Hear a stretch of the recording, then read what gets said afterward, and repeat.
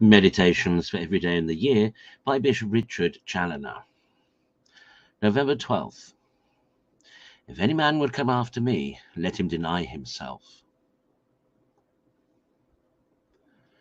Consider first that the disciple of Jesus Christ, by the rule of the gospel, is not only obliged to renounce, at least in affection, all things else for the sake of his master, but what is the hardest of all, he must also renounce and deny himself.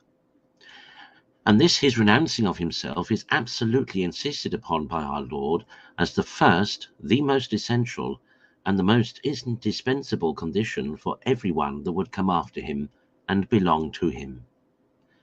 Yes, Christians, there is that irreconcilable opposition between this self, strangely corrupted by sin, surrounded with darkness and bent upon evil, and the purity and sanctity of Jesus Christ and the bright light of his truth, that there is no coming in a proper manner at the one without renouncing the other. There is no coming at divine charity, which teaches us to love our God with our whole heart, the principle of all Christian duties, without declaring an eternal war with self-love, the capital enemy to the love of God and the parent of all vices.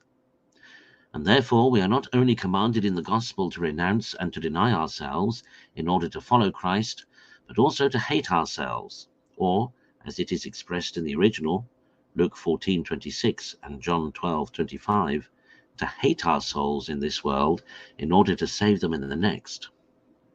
See, my soul, upon what conditions thou art to be a disciple of the Son of God. Thou must not only renounce all things else, thou must also renounce and hate thyself too. Consider, secondly, the grounds upon which is founded this strict obligation of denying and of renouncing ourselves in this world, namely, that we may be in a proper condition to give ourselves up entirely to God, and thus, leaving ourselves, may find him and be eternally his, so that, in effect, this denying and renouncing ourselves is the best way we can have of loving ourselves, because it procures us the greatest good and brings us to our sovereign good. As on the other hand, that unhappy, self-seeking and loving to gratify ourselves brings misfortunes upon us, both for time and eternity.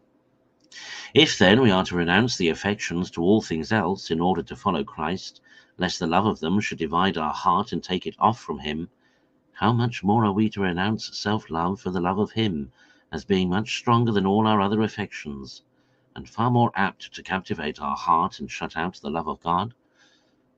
Yes, my soul, thy self-love is indeed the greatest enemy both of thy God and of thy own true and everlasting welfare, and therefore thou must not only renounce it, but abhor it too, with almost perfect hatred, and turn all thy forces against it in order to abolish and destroy it.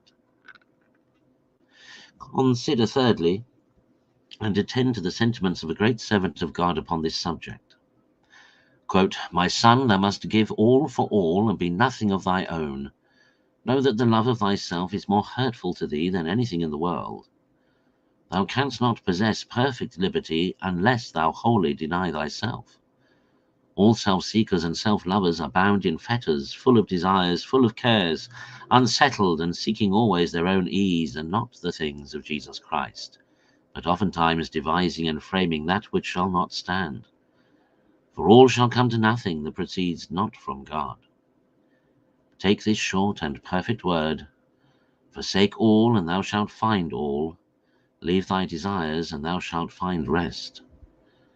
Consider this well, and when thou shalt have put it in practice, thou shalt understand all things."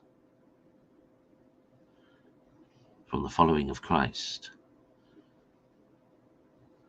And again, quote, "Son, as much as thou canst go out of thyself, so much shalt thou be able to enter into me, as the desiring of nothing abroad brings peace at home, so the relinquishing thyself interiorly joins thee to God. I will have thee learn the perfect renouncing of thyself in my will, without contradiction or complaint. Follow me. I am the way, the truth, and the life.